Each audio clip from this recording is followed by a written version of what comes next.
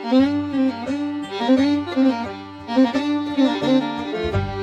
y'all, so today's video is going to be another one I didn't want to have to make. It's going to be me calling out yet another long-standing company for poor quality control, and today it's Paso Saddlery.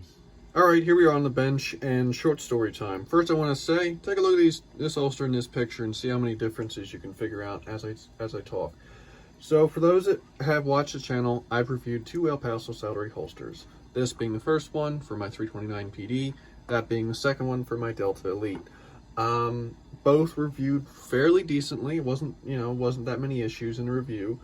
But a lot of people don't realize, or I don't remember if I even mentioned it, is this was actually the second holster I got from Paso Saddlery because they had to remake this one the first time. There was an issue with the fact that there was way too much excess material along the edge. The holster was very floppy and the retention was very poor, and they ended up remaking the holster. Now they stood behind it, remade the holster, and this was the holster that got reviewed.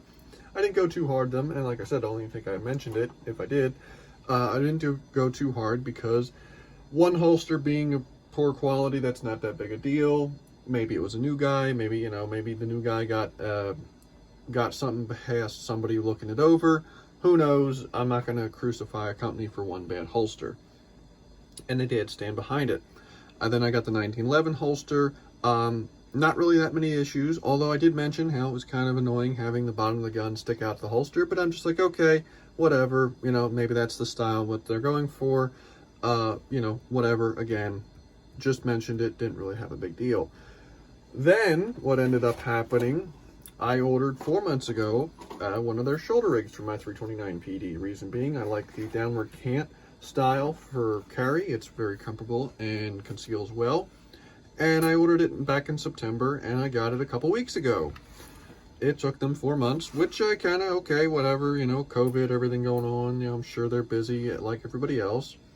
Except you'll notice when I did my 2021 EDC update video, which I had this holster for about a week before I filmed that video, this wasn't in it. The reason this wasn't in it was because I couldn't get the thumb brake to close. Pushed the gun in as far as I could, really pushed it in there thinking, okay, maybe it needs a little bit of braking, and you're not even close with this thumb brake. You're about an inch away. Like, there's probably an inch difference from the thumb brake to the snap, right? So holster is basically useless at this point. It's been sitting well, at one point it was just sitting on the floor, but it's been sitting aside because it took me a couple days to get in contact with them. After about 3 days, I was able to get in contact with somebody at Paso Saddlery that said they were going to remake it.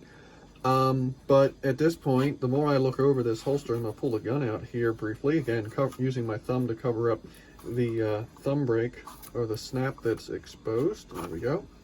The more I looked over this holster, the more I noticed tiny little imperfection that you wouldn't really expect with a company that's been around since 1889, right? Little,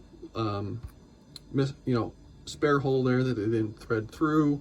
Little marks here from when they were doing a pattern and everything, little pencil marks and stuff. Again, minor stuff, but just stuff that you're surprised to see on, a holster that, well, this holster, I believe, was over $200 with shipping and everything.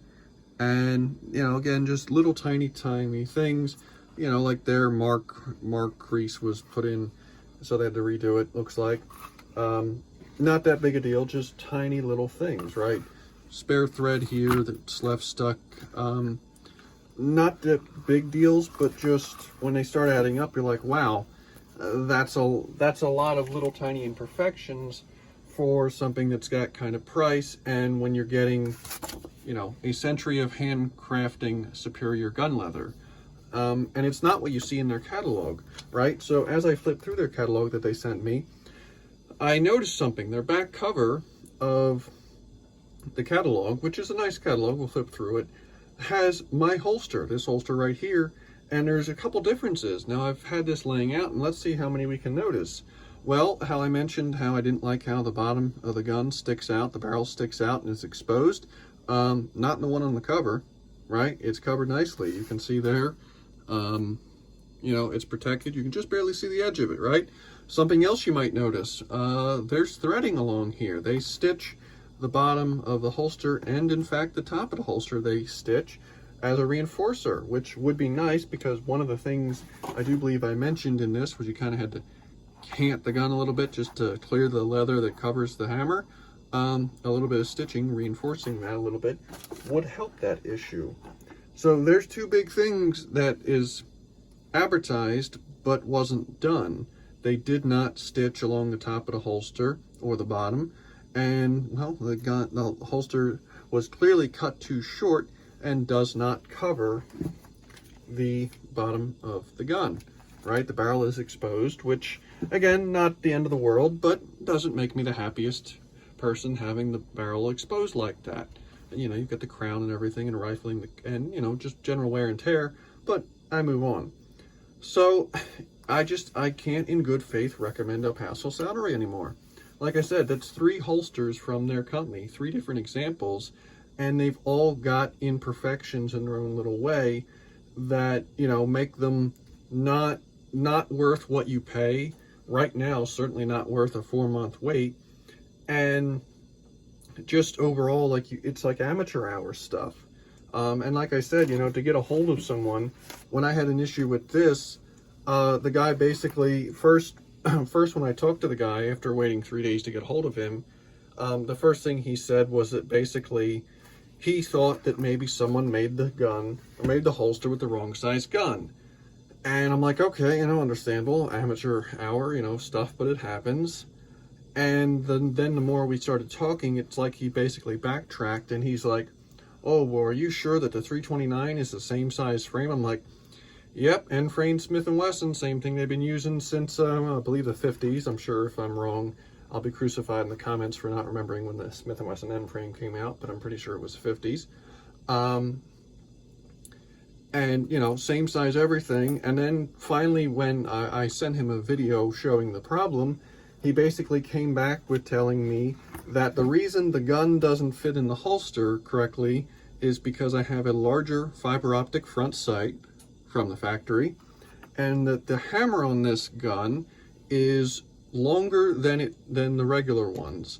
Now, and I'm too lazy to go get my regular Model 29, but just take my word for it, and you can Google if you don't believe me. This is the same style hammer that Smith & Wesson has been putting on their end frames forever.